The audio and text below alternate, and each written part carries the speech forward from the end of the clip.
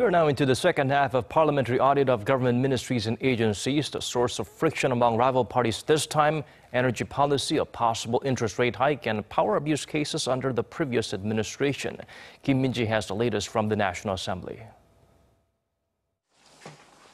The debate is far from over. Under the microscope at the Industry Committee was the state-run Korea Electric Power Corporation, where rival parties clashed over the administration's decision, based on a public opinion survey, to resume construction of new nuclear reactors, as well as President Moon's continued pursuit of nuclear-free energy policies. Opposition parties called on the administration to take responsibility for causing confusion by temporarily suspending the reactor's construction, as well as the financial losses caused by the delay.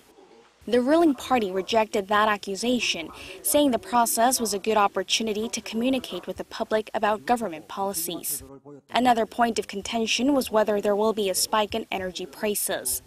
To this, the head of KEPCO said there are few factors that will lead to a rise in power bills over the next 5 years. At the Finance Committee, it was the Bank of Korea's turn.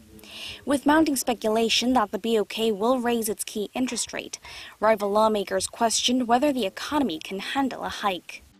Last week, the central bank raised its growth outlook for this year to 3%, adding that the conditions were becoming ripe for a pullback on monetary easing. Lawmakers pointed to a string of uncertainties, such as geopolitical risks, pressure from the U.S. Federal Reserve's possible rate hikes, and the heftier burden that would be put on borrowers.